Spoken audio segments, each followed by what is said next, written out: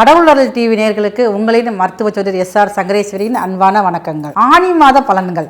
தமிழ் மாதத்திலே பாருங்களேன், 3வது மாதமாக அதுவும் கூட காற்று ராசி அப்படிங்கிறது ஆனி மாதம்.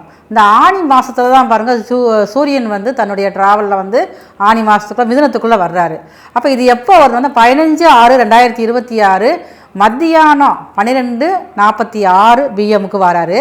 16/7/2026 வரைக்கும் சூரியன் மிதுனத்திலே இருக்கார்.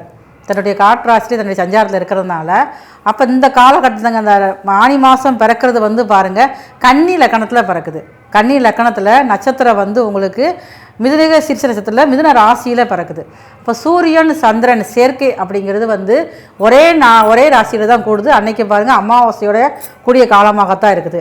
இந்த ஆனி மாதம் அப்படின்னாலே இந்த ஆனி மாதம் பிறக்கிற பிள்ளைகள் எல்லாமே குழந்தைகள் எல்லாமே பாருங்கள் அதிகமாக புத்திசாலியாக இருக்கக்கூடிய வாய்ப்பு அதிகமாக இருக்குது.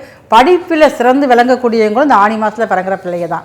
ஏன்னா இந்த ஆனி மாதம்தான் பாருங்கள் புதனுடைய ஆட்சி அங்கே அதிகமாக இருக்கிறனால அதில் பிறக்கக்கூடிய குட்டீஸ்கள் எல்லாமே பாருங்கள் அதிகமாக ஒரு மேதாவித்தனமாகவும் ஒரு நகைச்சுவை உணர்வோடு இருக்கக்கூடிய வாய்ப்புகள் அதிகமாக இருக்குது.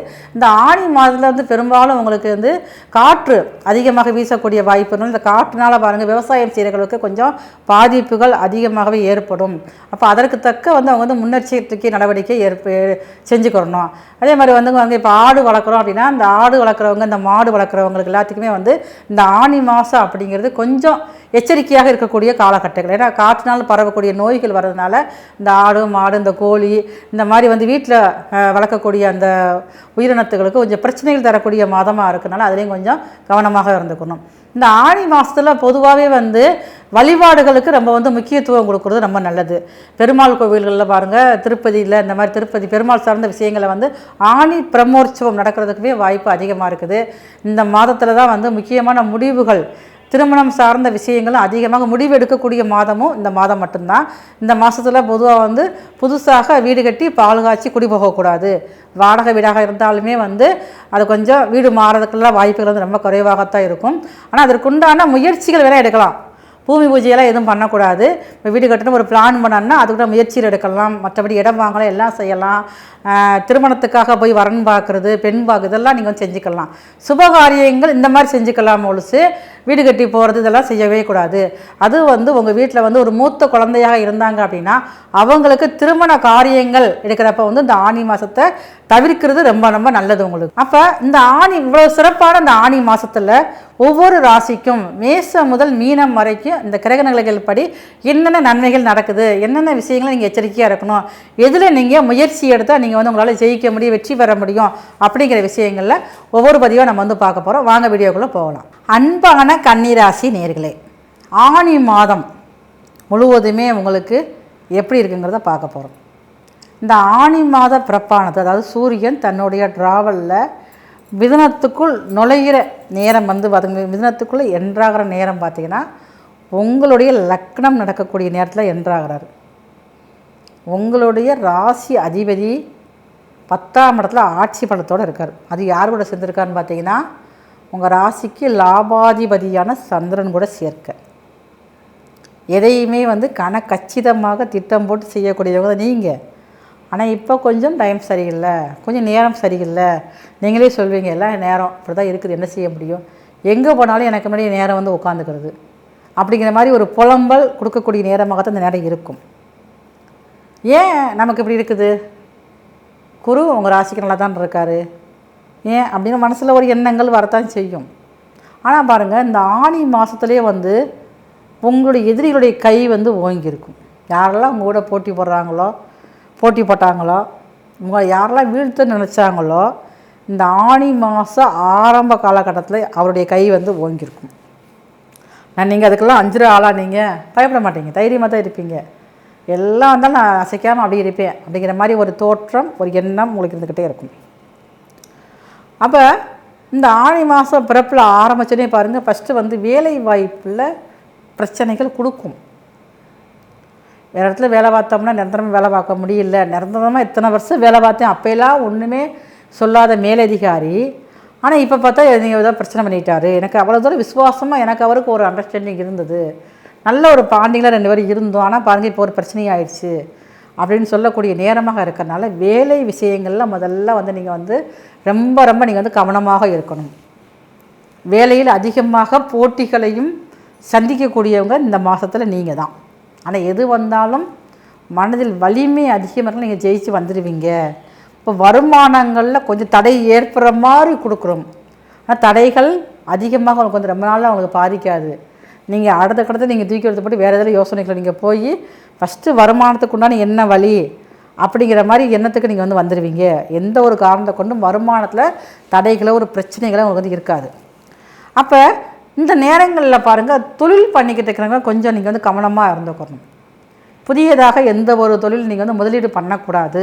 பண்ணுறப்ப கொஞ்சம் உங்களுடைய சுயஜாதத்தை எடுத்துக்கொண்டு பார்த்து பண்ணுறது நல்லது. ஆனால் கண்டச்சனி வேறு நடக்குது. அப்போ இது வரைக்கும் நம்ம வந்து இதையாவது செய்யணும் அப்படின்னு சொல்லி நினைக்கிறவங்க எல்லாத்துக்குமே பாருங்கள், இந்த ஆணி மாதத்தில் பிற்பகுதியில் அதுக்கான வாய்ப்புகள் அதிகமாக இருக்குது. அப்போ அது வரைக்கும் நீங்கள் கொஞ்சம் பொறுமையாக இருந்துட்டு வாங்க.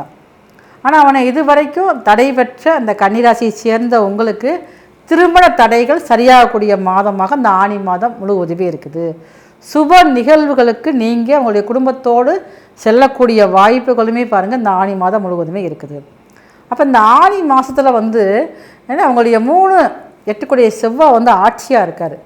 அப்போ வீட்டில் சின்ன சின்ன சண்டை சச்சரவு அதுக்கும் கூட காரணம் வந்து நீங்களாக இருந்தாலும் நீங்களே கொஞ்சம் சில வார்த்தையை விட்டுருவீங்க. ஆனால் நீங்களே சமாதானமாக போகக்கூடிய வாய்ப்புகள் அதிகமாக இருக்குது. அப்போ ஃபஸ்ட்டு வந்து சண்டைக்கு காரணமாக இருந்தாலும் சமாதானத்துக்கு நீங்கள் தான் ஒரு காரணமாக இருப்பீங்க. நீங்களே இறங்கி போய் பேசி வேண்டாம் அப்படின்னு சமாதானம் போகக்கூடிய வாய்ப்பு அதிகமாக இருக்கிறனால உங்களுடைய பேச்சில் மட்டும் ரொம்ப ரொம்ப நீங்கள் வந்து கவனமாக இருக்கணும். இந்த நேரங்கள் இந்த மாதத்தில் மட்டும் செவ்வாயுடைய ஆதிக்கம் கொஞ்சம் அதிகமாக இருக்கிறனால அவர் உங்களுக்கு வந்து சரியானதாக இல்லை. ஏன்னா 3 8 வேறு பாதகாதிபதி வேறு. அப்போ நீங்கள் வந்து 2 வீலரில் போகிறப்பையோ இல்லை காரில் போகிறப்பையோ சரியான முறையில் எல்லாத்தையும் நீங்கள் வந்து லைசன்ஸ் வச்சுருக்கிறது, ஹெல்மெட் போடுறது எல்லாமே நீங்கள் கொஞ்சம் பராமரிச்சுக்கிட்டீங்க அப்படின்னா இந்த காவல்துறை மூலமாக சில பிரச்சனைகள் நீங்கள் தப்பிக்க முடியும். அதனால் சில பாதிப்புகள் வருவதனால கொஞ்சம் எச்சரிக்கையாக இருந்துக்கங்க. அடுத்து பாருங்கள், அசையா சொத்துக்கள் இப்போ ஒரு இடத்த விற்கணும் ஒரு வாங்கணும் அப்படின்னா அதுவும் கூட நீங்கள் இந்த முறையான ஒரு ஃபார்மாலிட்டியோட நீங்கள் வந்து இருந்தால் தான் அது செய்ய முடியும். ஏன்னா அதுலேயும் பாருங்கள் சில சிக்கல்கள் ஏதோ ஒரு விதத்தில் அவங்களுக்கு சிக்கல்கள் ஏற்பட்டு தடைகள் ஏற்படுத்தக்கூடிய அமைப்புகள் வந்து அதிகமாக இருக்குது.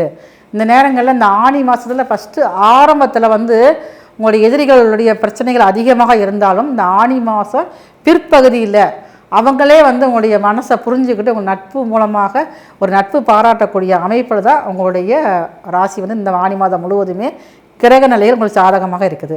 நான் வெளிநாடு போகணும் அப்படி நினச்சி நீங்கள் ஒரு முடிவு எடுத்தீங்கன்னா இந்த மாதத்தில் ஆரம்பத்தில் நீங்கள் வந்து எடுக்க வேண்டாம். இந்த மாத பிற்பகுதியில் நீங்கள் அதுக்குண்டான முயற்சி எடுத்திங்கன்னா கண்டிப்பாக நம்மளால் வெளிநாடு போகக்கூடிய வாய்ப்புகள் அதிகமாக இருக்கும். அப்போ இந்த மாதத்தில் உங்களுக்கு தந்தை வழியில் வந்து நிறையா வந்து ஒரு பிரச்சனைகள் இருந்துச்சு. தந்தை வழி உறவுகள் மூலமாக எனக்கு சரியான முறையில் ஒரு உறவு நிலை சரியில்லாமல் தான் இருந்தது. அதுவே உங்களுக்கு ஒரு மனசு வருத்தத்தை கொடுத்துக்கிட்டே இருக்கும்.